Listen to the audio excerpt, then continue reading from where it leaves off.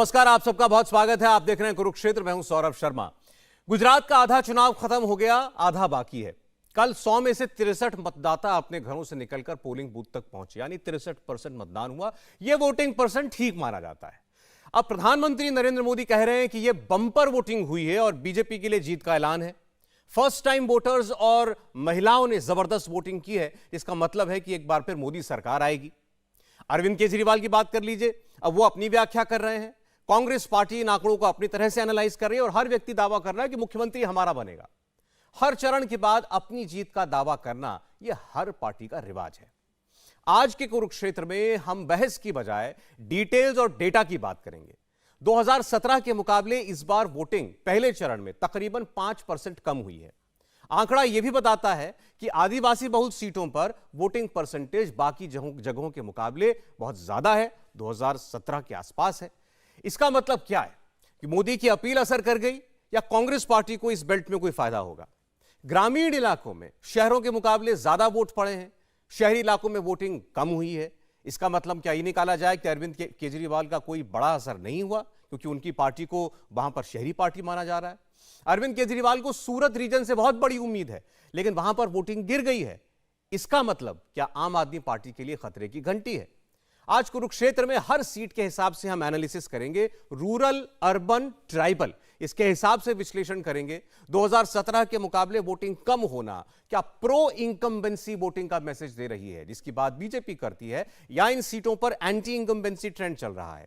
जाहिर है हर सीट का कैलकुलेशन अलग है, हर जिले के अलग अलग इश्यूज हैं। कोई एक बात, कोई एक मुद्दा हर जगह लागू नहीं हो सकता। इसलिए आज फैक्ट्स और डेटा के साथ हम सीट वाइज बात करेंगे, अलग अलग क्षेत्रों की और अलग अलग जिलों की बात करेंगे। पहले चरण की बिग पिक्चर क्या है, कॉन्क्रीट डेटा के साथ, इस पर एक्सपर्ट्स के साथ बात होगी। लेकिन पहले आपको हम सबके दावे सुना देते हैं। सबसे पहले प्रधानमंत्री मोदी की बात आप सुनिए। प्रधानमंत्री मोदी कह रहे हैं पहले चरण ने तय कर दिया है, फिर आ रही है मोदी सरकार। पहला चरण में गुजरातनी जनताए भारतीय जनता पार्टीनो डंको वगाड़ी दीधो छे। गई काले अमदावाद में जनसागरना दर्शन करीने रात्रे राजभवन पहुंचो तो मैं કેટલાક લોકોને કચ્છ, સૌરાષ્ટ્ર, દક્ષિણ ગુજરાતમાં ફોન કર્યા। પહેલા ચરણમાં જ્યાં મતદાન થયું છે, ભૂતકાળના બધા રેકોર્ડ તોડીને ભારતીય જનતા પાર્ટી વિજયી બનવાની છે। ખાસ કરીને જે ફર્સ્ટ ટાઈમ વોટર છે એમનો ઉત્સાહ, माताओं, बहनों, बेटियों उमळको एणे आ चूंटणी परिणामों पाक्का कर दीधा है। भाईओ बहनों, ज्यां जाइए त्या एक ज स्वर संभळाय, एक ज बात संभळाय। लोकोना मुखेथी एक ज बात निकळे छे, फिर एक बार, फिर एक बार, फिर एक बार। प्रधानमंत्री मोदी की बात आपने सुनी। उन्होंने भी कल फीडबैक लिया और आज क्या फीडबैक था वो जनता को सुना भी दिया और जनता ने कहा फिर एक बार मोदी सरकार। अब जरा आपको हम केंद्रीय मंत्री स्मृति ईरानी की बात सुनाते हैं। उनका क्या दावा है गुजरात के चुनाव को लेकर? हम एक ऐतिहासिक मार्जिन के साथ पुनः गुजरात में सरकार बनाने वाले हैं। कल का मतदान इसी बात का संकेत है। पहले राउंड वोटिंग के लिए गुजरात की जनता का मैं विशेष आभार और अभिनंदन करती हूँ। ये सत्य है कि इस पूरे चुनाव में गांधी खानदान धूमिल सा था गुजरात की इस धरा से, और कहीं ना कहीं शायद उन्होंने इस चुनाव का ही बहिष्कार किया है पूर्णतः। और इसीलिए कल जब आपके जितने भी मीडिया के मित्र हैं वो जिस भी पोलिंग बूथ पर गए, आपको हर गुजराती के मुख से भाजपा के अलावा और कोई राजनीतिक दल का नाम सुनाई नहीं दिया जिसका वो समर्थन करते हैं। जनता जनार्दन ने विश्वास व्यक्त किया है कि पुनः विकास के कार्यों की दृष्टि से एक सुदृढ़ और एक कौशल पूर्ण जो समाज का गठन है उसके लिए भाजपा की सरकार होना जरूरी है। बीजेपी के दावे आपने देख लिए, अब कांग्रेस पार्टी की बात करते हैं। कांग्रेस पार्टी अपनी जीत का दावा ठोक रही है। कांग्रेस पार्टी के अध्यक्ष मल्लिकार्जुन खड़गे ने कहा कि कांग्रेस की जीत को लेकर इस चुनाव में कोई कंफ्यूजन है ही नहीं। ऐसा ही कंफ्यूजन क्रिएट मत करो, जो पार्टी जीतने वाली है उसको हराओ मत। कितनी सीटें कांग्रेस लेगी गुजरात में? गुजरात में बहुमत आएगा, हमारी सरकार बनेगी। तो खड़गे साहब ने कहा कंफ्यूजन मत फैलाइए, कांग्रेस पार्टी जीतने वाली है। पहले चरण के मतदान के बाद अरविंद केजरीवाल ने कल रात को ही गुजरात में परिवर्तन का ऐलान कर दिया था। उन्होंने ट्वीट किया कि गुजरात के लोगों ने बड़ा कमाल कर दिया और नीचे लिखा परिवर्तन। अब परिवर्तन अरविंद केजरीवाल भी कह रहे हैं, परिवर्तन कांग्रेस पार्टी भी कह रही है और बीजेपी कह रही है कि 27 साल सत्ता में रहने के बाद फिर होगी एक बार रिकॉर्ड जीत। आपके सामने हम डेटा रखें वोटिंग मार्जिन का, वोटिंग परसेंटेज का, और अलग अलग जिलों की हम बात करेंगे, शहरी, ग्रामीण, उसके अलावा जो आदिवासी इलाके हैं जहां वोटिंग हुई है। मेहमानों के पास एक बार आपको ले चलते हैं, परिचय करा दें। नलिन कोहली जी हमारे साथ जुड़ रहे हैं भारतीय जनता पार्टी से। नलिन साहब, आपका स्वागत है इंडिया टीवी पर। हमारे साथ इरशान त्रिवेदी जी भी जुड़ रहे हैं, पॉलिटिकल एनालिस्ट हैं। प्रशांत गढ़वी साहब भी राजनीति पर पकड़ रखते हैं। प्रशांत जी, आपका स्वागत है। और देवेंद्र पराशर, हमारे पॉलिटिकल एडिटर, वो हमारे साथ जुड़ रहे हैं। तो अब बातचीत की हम शुरुआत करें। नलिन साहब, पहले आपसे देखें, दावे जो हैं अरविंद केजरीवाल जी, खड़गे साहब दोनों कर रहे हैं। खड़गे साहब ने तो कहा कंफ्यूजन मत फैलाइए, कांग्रेस पार्टी जीत रही है, किसी को संशय नहीं है, मुख्यमंत्री बनेगा कांग्रेस पार्टी का बनेगा।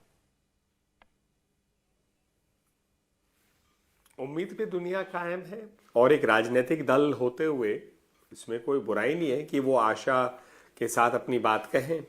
ये अलग विषय है कि गुजरात की जनता ने पिछले कई दशकों से कांग्रेस से अपना नाता और हाथ धो दिया है, नाता भी तोड़ दिया, हाथ भी धो दिया है। और कांग्रेस के अति वरिष्ठम जो गांधी परिवार से है, राहुल जी हो, सोनिया जी हो सकता है सोनिया जी, क्योंकि पिछले कई सालों में उनकी तबीयत को लेके चिंताएं आई हैं तो इसलिए कैंपेन ना कर रही हैं उस रूप से। लेकिन राहुल जी का भी कोई ऐसा ऐतिहासिक प्रदर्शन या वहां पर गुजरात में जोर से नहीं लगे हैं। कई बार देखा जाता है कि ऑलमोस्ट लगता है कि इस चुनाव में इतना समय भी नहीं लगा रहे। तो अगर जीती हुई आती हुई सरकार है जहां पर कोई कंफ्यूजन ना हो तो शायद राहुल जी को श्रेय पहनाने के लिए गुजरात में और उतार देती कांग्रेस पार्टी। लेकिन ये छोड़िए, ये राजनीतिक बातें। मुझे लगता है कि गुजरात की जनता की सेवा करने में जो लगातार से एक अच्छे मंशा से भाजपा, पहले नरेंद्र मोदी जी जब वहां के मुख्यमंत्री थे और अब भारतीय जनता पार्टी जो नरेंद्र मोदी जी की जो केंद्र में सरकार है उससे प्रभावित होकर और गुजरात में और मजबूती से काम कर रही है। हम मानते हैं कि हमारी सरकार आने में कोई रोक नहीं है। अच्छा, चलें, ये जो सारी इस बार कयासबाजी चल रही है पहले चरण के बाद, कोहली साहब, उसमें उसकी वजह यह है कि वोटिंग परसेंटेज को लेकर के हर व्यक्ति अपने अपने दावे कर रहा है। वोटिंग परसेंटेज का एक बार ग्राफिक स्क्रीन पर आ जाए कि हम आज ये चर्चा शुरू कहां से कर रहे हैं। तो 2017 के मुकाबले पहले चरण का मतदान हम केवल कह रहे हैं, जिन इलाकों में कल वोटिंग हुई उसकी आप तुलना अगर करेंगे, स्क्रीन पर ग्राफिक आपके भी आएगा, तो वोट परसेंट सौराष्ट्र, कच्छ और दक्षिण गुजरात में तकरीबन 5% के करीब गिरा है। अब इसी फैक्ट को, आंकड़े को हर व्यक्ति, हर पार्टी अपने अपने तरीके से एनालाइज कर रही है। बीजेपी का कहना यह है कि इसका मतलब वो अग्रेसिव वोटर जो एंटी इनकम्बेंसी की वजह से बाहर निकलता है वो बाहर नहीं निकला। दूसरी ओर बाकी दलों का ये कहना है कि हमारा वोटर बाहर निकला है, बीजेपी का वोटर बाहर नहीं निकल पाया, उसने वोट नहीं किया, इसलिए बीजेपी को नुकसान होगा, हमको फायदा होगा। तो एक बार देवेंद्र के पास चलना चाहते हैं। देवेंद्र, कल से इस बात को लेकर, आप भी हमारे साथ थे, इस बात को लेकर चर्चाएं चल रही हैं कि आखिर ये वोट प्रतिशत क्या बताता है, पिछली बार के मुकाबले वोट प्रतिशत गिरना। और सौरभ, इसमें 2-3 चीज़ें हैं। पहली बात यह है कि अगर बीजेपी के आकलन की बात करें कि बीजेपी से कैसे समझ रही है, बीजेपी के जो टॉप लीडर्स हैं वो कैसे समझ रहे हैं, और जो कि एक हकीकत के बहुत करीब, कम से कम पहले तक को आप मान सकते हैं कि क्योंकि इस बार मुकाबला बहुत ज़ोरदार नहीं दिख रहा है और ऐसे में जो एक करंट होना चाहिए, जो हीट होना चाहिए वोटर्स के मन में, वैसा होता नज़र नहीं आया। और शायद ये एक बड़ी वजह रही जिसके चलते वोटरों के अंदर इतना ज़्यादा उत्साह नहीं रहा कि पिछले बार के चुनाव की तरह इस बार वोट करें। क्योंकि आपको याद होगा कि पिछली बार चुनाव में जो हीट था वो कितना ज़्यादा था, दोनों ही तरफ से ज़बरदस्त जोर आजमाइश चल रही थी, बहुत सारे आंदोलन भी खड़े हुए थे। और उस पृष्ठभूमि में जब इलेक्शन हो रहा था तो हर एक वोटर्स के पास जाकर वोट देने का एक कारण था, इस बार वो मिसिंग था। दूसरी चीज़ बीजेपी का ये आकलन है कि जिस प्रकार से पूरे चुनाव को नरेंद्र मोदी के इर्द गिर्द ही बुना गया है, और 2019 के लोकसभा चुनाव की अगर बात करें तो इन इलाकों में, इन विधानसभा के क्षेत्रों में भी वोटिंग परसेंटेज उतना ही रहा था जितना कि इस बार के विधानसभा चुनाव में है। और पिछले लोकसभा चुनाव में विधानसभा वार अगर आप गणना करें तो इतने वोटिंग परसेंटेज पे 173 सीटों पे, मैं दोनों फेज की बात कर रहा हूँ, 173 सीटों पर बीजेपी को बढ़त हासिल हुई थी।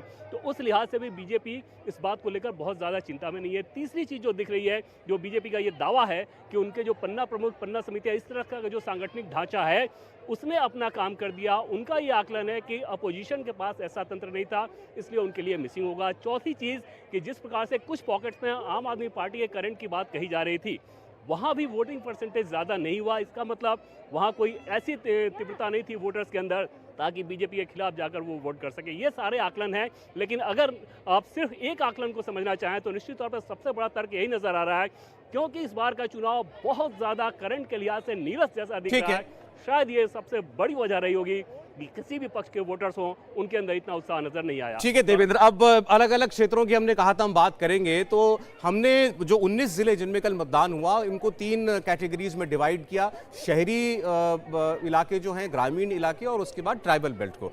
तो पहले अगर हम बात करें शहरी सीटों की, तो सौराष्ट्र में 2 बड़े शहरी इलाके आते हैं, सूरत और उसके अलावा राजकोट। तो ये आपके सामने अभी जो है वोटिंग परसेंटेज ओवरऑल आ रहा है। अब सूरत का आ गया आपके सामने। सूरत में 16 सीटें आती हैं कुल, और पिछली बार इन 16 सीटों में से आपको बता दें सूरत की 15 बीजेपी ने जीती थी और 1 कांग्रेस पार्टी ने जीती थी। और यहां पर मतदान जो हुआ है वो 4% के करीब गिर गया है सूरत शहर के अंदर। माना जा रहा है कि ये सूरत की बेल्ट में आम आदमी पार्टी का सबसे ज्यादा जोर है। तो क्या यहां पर जो वोटर निकला वो आम आदमी पार्टी अपने मतदाताओं को ज्यादा बाहर निकालने में, पोलिंग बूथ पर पहुंचाने में कामयाब हुई? उदासीनता जो वोटर की दिखाई दी, उसका नुकसान किसको होगा? क्या वो नुकसान भारतीय जनता पार्टी को ज्यादा होगा, या फिर ऐसा नहीं कह सकते किसी एक पार्टी विशेष के लिए आप? तो इस सूरत का ट्रेंड जो है वो आपके सामने। इसी की कड़ी में हम अगर राजकोट की बात भी कर लें, सूरत के साथ साथ राजकोट की बात, क्योंकि दोनों शहरी इलाके सौराष्ट्र के हैं, तो दक्षिण गुजरात के, तो राजकोट में आप देखेंगे 2017 में 67% वोट हुआ था, इस बार 60% वोट हुआ है। तो लगभग 7% वोटिंग कम हुई है यहां पर। तो वोट मार्जिन, वोट प्रतिशत जो है राजकोट में काफी गिरा है। और ये देखिए सौराष्ट्र के राजकोट में 6 सीटें, जो 8 सीटें हैं, 6 बीजेपी ने जीती थी और 2 कांग्रेस पार्टी ने जीती थी। तो यहां पर बीजेपी फ्रंट रनर थी दोनों ही जगहों पर, और आम आदमी पार्टी का जोर जो है इसी इलाके में ज्यादा दिखाई दे रहा है। तो सूरत की बात को पहले ले जाते हुए प्रशांत गढ़वी साहब आपके पास, मुझे बताइए 4 से 7% वोटिंग कम होना उन इलाकों में जहां पर आम आदमी पार्टी खास तौर पर मजबूत उम्मीदवार अपने उतारे बैठी है। माना जा रहा था कि कुछ भी हासिल होगा अगर तो इन्हीं इलाकों में से हासिल होगा, और बीजेपी ने 2017 में ये इलाके स्वीप किए थे। तो इस बार वोट गिरने का फायदा या नुकसान किसको है?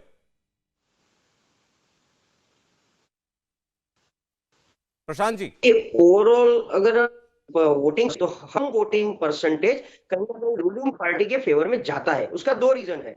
एक तो वो लोग ही जाते हैं जो कमिटेड है, जो गवर्नेंस के बेनिफिशियरी है, और उनको एज अ रिस्पॉन्सिबिलिटी लगता है कि भी निरारी है, सरकार को वापस लाना है। अगर विरोध का और कोई नाराजगी का बहुत बड़ा सूर हो तो लोग बहुत कराते हैं कि चलो भाई सरकार के सामने वोटिंग करना है, हम सबको एकजुट होना है, यूनिटी बताना है, यूनाइटेड होना है। जिस तरीके से लास्ट टाइम आपने देखा होगा, पाटीदार कम्युनिटी खुल के बाहर आई, ठाकुर कम्युनिटी खुल के बाहर आई, और ऐसी जगह जहां पर कांग्रेस ने कभी कुछ देखा नहीं था, वहां पर कांग्रेस को अच्छी सफलता मिली।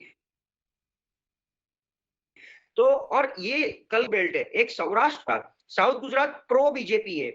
तो प्रो बीजेपी में मतलब आज वहां पर आम आदमी पार्टी को अच्छी सफलता नगर निगम में मिली हुई है। वहां जो आपके मतलब साउथ में भी कुछ स्पेसिफिक इलाका, स्पेसिफिक कंस्टिट्यूएंसी को अगर आप ले लो, तो डेफिनेटली वो आम आदमी पार्टी के लिए बहुत अच्छी खबर है कि वहां पर जो हुआ है वो डेडिकेटेड, कमिटेड आम आदमी पार्टी का वोट शेयर क्लियर कट दिख रहा है। बट उसके अलावा बाकी देखो क्या होता है। मैं एक एग्जांपल देता हूं कि कल एक ओपन जगह पर हम डिबेट कर रहे थे, तो हमारे साथ कुछ जनता जुड़ी हुई थी। जनता ने ऐसे ही बोला कि बीजेपी वाले साहब आप क्यों आते हो, आप तो वैसे भी आ जाने वाले हो। तो आप वैसे भी आ जाने वाले हो, वो जो परसेप्शन है उसमें क्या होता है, काफी लोग वोटिंग करने बाहर नहीं निकलते। और बीजेपी का एक बहुत बड़ा मतलब उनकी एक ताकत है, उनका जो वर्कर बेस है, सबको एक पेज प्रमुख की तरह एक रिस्पॉन्सिबिलिटी दी है कि भाई तेरे को, आपको, आपका जो पेज है उसमें जो 30 वोटर्स है, सबको फोन करके बाहर निकालना है, बस इतना ही तेरा जिम्मेदारी उस दिन के लिए। तो वो मतलब परसेंटेज जरूर है, उनकी जिम्मेदारी निभा ली है। वो लोग फोर्सफुली या मतलब फ्रेंडली नोट पे बाहर निकाला है और लोग वोट करने आए। देख रहे हैं, वही लोग आए आपने हैं अभी हमें दो जिनको आर्गुमेंट मतलब दिए, सरकार दो के आर्गुमेंट प्रति- दिए। मैं लेकिन मुझे थोड़े से कंफ्लिक्टिंग आर्गुमेंट लग रहे हैं। मैं एक बार निर्णय के पास जाना चाहता हूं। आपने बताया कि अगर कोई ऐसी बहुत एंटी इनकम्पेंसी जैसी बात नहीं होती है तो वोटर जो होता है आश्वस्त होता है, या उसे लगता है कि भाई जो सत्ता में है वही रिपीट होने वाला है, तो कोई बहुत ज्यादा उत्साह नहीं रह जाता चुनाव के अंदर। अगर सरकार बदलने के लिए लोग वोट करते हैं तो भारी तादाद में आते हैं, तो ये फैक्टर बीजेपी के लिए काम करना चाहिए। दूसरी बात, आपने कहा कि बीजेपी का जो तंत्र काम करता है, बीजेपी की पन्ना कमेटी, पन्ना प्रमुख, उनकी जिम्मेदारी है कि आप सुबह 8 बजे से 10 बजे के बीच में अपनी वोटिंग खत्म करा लीजिए, अपने अपने वोटर को निकालिए। तो उस लिहाज से हमको यह मानना चाहिए कि वोटिंग परसेंटेज बेहतर होती। निर्णय कपूर हमारे साथ जुड़ रहे हैं इस वक्त। निर्णय, इस वोटिंग को खास तौर पर बीजेपी कैसे देख रही है अपने लिए? क्या वो अपने वोटर को बाहर निकालने में कामयाब हुए हैं, या जैसा अभी हमारे पैनलिस्ट ने कहा, कहीं कोई कॉम्प्लिसेंसी दिखाई दी है बीजेपी के खास तौर पर वोटर वर्ग में?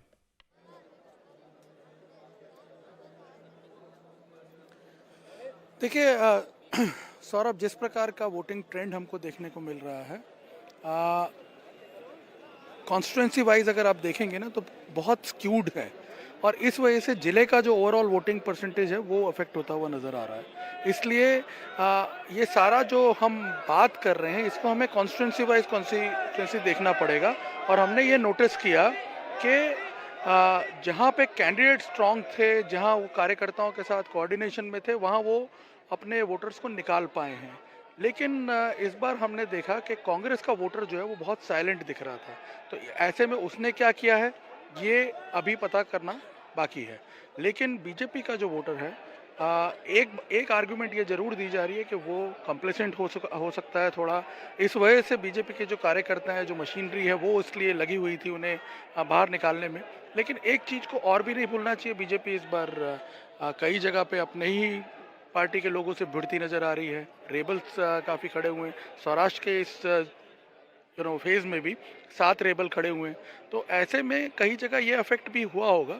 लेकिन मैं आपको बता दूं कि ये जो पूरा का पूरा वोटिंग पैटर्न जो सामने निकल करके सामने आ रहा है, उस हिसाब से एक चीज़ तो बिल्कुल साफ दिख रही है कि जो नाराज़गी होती है सरकार के प्रति, वो हमें जब हम प्रचार के दौरान भी घूम रहे थे अलग अलग जगह, तब भी हमें नहीं दिखी थी।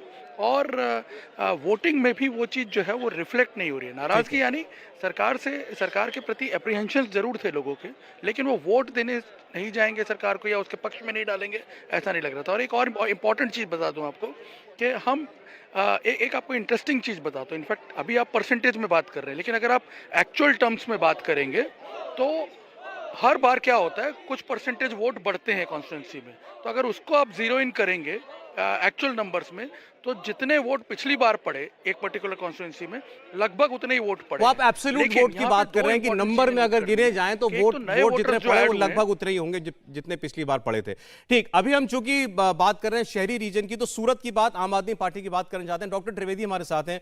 डॉक्टर साहब, आपके हिसाब से अरविंद केजरीवाल, जिन्होंने कल ही रात को दावा कर दिया कि परिवर्तन हो गया, पहले ही राउंड में परिवर्तन हो गया, आम आदमी पार्टी की सरकार बन रही है, उसमें आपको कितना दावा नजर आता है? वोट परसेंटेज में अगर केवल सूरत की बात कर रहा हूं तो 4% गिरा है, राजकोट में 6% वोट गिरा है। और ये आमतौर पर हम लोग सुनते आए हैं कि गुजरात में ज्यादा कोई आधार है आम आदमी पार्टी का, तो वो इस बेल्ट के शहरी इलाकों में।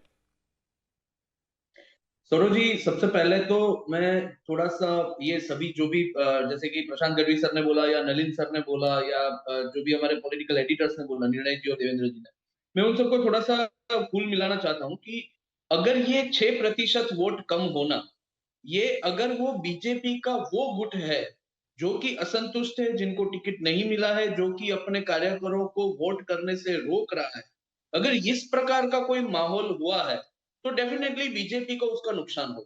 लेकिन सामने भारतीय जनता पार्टी के सामने अब तक एक ही परंपरागत बड़ा पक्ष था, जो कि कांग्रेस। क्योंकि इस पूरे इलेक्शन में कांग्रेस का पूरा जो सिस्टम है, जैसे कि हम लोग 2017 का इलेक्शन देखें तो उसमें बीजेपी का वोट से 34 to 36% था, कांग्रेस का वोट से 28% था, और दूसरे आम आदमी पार्टी का भी मैं कुछ गिनूं तो तकरीबन 3 से 4% था। तो अगर कांग्रेस का वोट शेयर अगर इस वक्त 10% भी गिरता है तो कांग्रेस शायद खत्म हो जाएगी, कांग्रेस का जनाधार खत्म हो जाएगा, और उसका फायदा आम आदमी पार्टी को डेफिनेटली मिलेगा।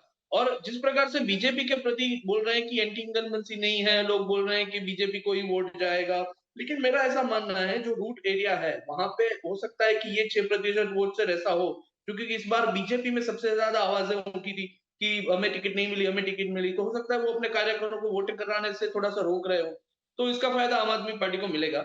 और आम आदमी पार्टी भले थोड़ा सा फैक्टर, लेकिन अगर कांग्रेस नुकसान में जाती है तो उसका फायदा आम आदमी पार्टी, जैसे कि पंजाब में पहले इलेक्शन में हुआ था, जैसे कि दिल्ली के पहले इलेक्शन में हुआ था, ऐसे अगर गुजरात के भी पहले इलेक्शन में इस प्रकार का डेवलपमेंट हो तो उसमें कोई दो राय नहीं है, शायद आम आदमी पार्टी इसमें एक ऑपोजिट फैक्टर के तौर पे उभर के आने के पूरे चांसेस। तो आपका मानना है कि अगर कांग्रेस नीचे जाएगी तो आम आदमी पार्टी को उसका सीधा सीधा फायदा होगा, तो इस लिहाज से देखें तो बीजेपी को भी इसका लाभ मिलना चाहिए। कोहली साहब कुछ कहना चाह रहे थे बीच में। जी कोहली जी। सौरभ जी, आप कई शो में आप बहुत वरिष्ठ एंकर भी हैं और मेरे सहयोगी जो अलग अलग पार्टियों के हैं, आपके जो सहयोगी हैं, देवेंद्र हो या निर्णय हो, आप नोट करेंगे अक्सर एक बनती है बात कि low voting helps the incumbent government. मैं सेफोलॉजी की बात कर रहा हूं, मैं केमिस्ट्री की बात नहीं कर रहा। तो सेफोलॉजी में जब आप हमेशा बैठ के आकलन लगाते हैं तो यही कहा जाता है कि वोटिंग कम हुआ तो जो सरकार उस दिन की है उसे ही फायदा मिलेगा, क्योंकि चेंज में बड़ा वोट होता है। अब इसके विपरीत भी उदाहरण आते हैं, नो डाउट, क्योंकि सेफोलॉजी परफेक्ट तो नहीं है, हर चुनाव अलग होता है, हर चुनाव में अलग अलग विषय होते हैं, अलग अलग रिएक्शन होते हैं। लेकिन इस पूरे चुनाव में आप अगर नोट करें, देखना जो है जो केमिस्ट्री फैक्टर है इन एन इलेक्शन, वो नरेंद्र मोदी जी की केमिस्ट्री जो है उसमें कोई फर्क नहीं है। आप 50 किलोमीटर का रोड शो करें या एक किलोमीटर का, वही एंथुजियाज्म लोग बाहर खड़े हैं, सड़क पे खड़े हैं, मोदी मोदी मोदी के नारे, जब दूसरे भी कैंपेन करने जा रहे हैं। तो जब हम केमिस्ट्री से जाते हैं तो इसीलिए मैं कहना चाहूंगा कि ना केवल पास्ट परफॉर्मेंस, इस पूरे चुनाव में लड़ाई जो हो रही है वो ये नहीं है कि बीजेपी की सरकार को किसको हराए जी। लड़ाई हो रही है कांग्रेस और आम आदमी पार्टी की, हम दोनों में, मतलब कांग्रेस और आम आदमी पार्टी में और प्रासंगिक कौन हो सकता है, नया आम आदमी पार्टी जो मेहनत कर रहा है या कांग्रेस पार्टी जो कभी थी, ये लड़ाई है। जहां तक केमिस्ट्री की बात करें उसमें क्लियरली जो हमारे मोदी फैक्टर है जिसको हम कहते हैं वो दिखता है। और आप अपने, मुझसे छोड़ के आप अपने रिपोर्टर से पूछिए, उनसे पूछिए कि क्या रिएक्शन उनको मिलता है ऑन द स्ट्रीट। आप कह रहे हैं नंबर 1 की लड़ाई नहीं हो रही, नंबर 2 और 3 की लड़ाई हो रही है कांग्रेस और आम आदमी पार्टी के बीच में। चले, अभी हमने अर्बन एरिया की बात की, शहरी इलाका, सूरत, राजकोट। अब हम बात करेंगे ग्रामीण इलाके की। यहां का मैं आपको एक फैक्ट बताता चलूं, पिछली बार यहां की 55 सीटों में जहां पर कल मतदान हुआ है, बीजेपी ने 23 सीटें जीती थी, कांग्रेस पार्टी ने 31 सीटें जीती थी, और इस बार एवरेज वोट इन ग्रामीण इलाकों पे 4% कम हो गया है। तो इन ग्रामीण इलाकों का जो भी कैलकुलेशन है, जो भी समीकरण बन रहे हैं, पिछली बार जो बीजेपी के खिलाफ गया था, इस बार कम वोटिंग से, जैसा नलिन साहब ने कहा, कि कम वोटिंग मतलब इनकम्बेंट को फायदा, जो जिसकी सरकार है उसको फायदा, क्या वो गुजरात के गांव में भी दिखाई दे रहा है? इंडिया टीवी हर वक्त हर जगह डाउनलोड करने के लिए सर्च करें India TV news Google play store या ऐप स्टोर पर।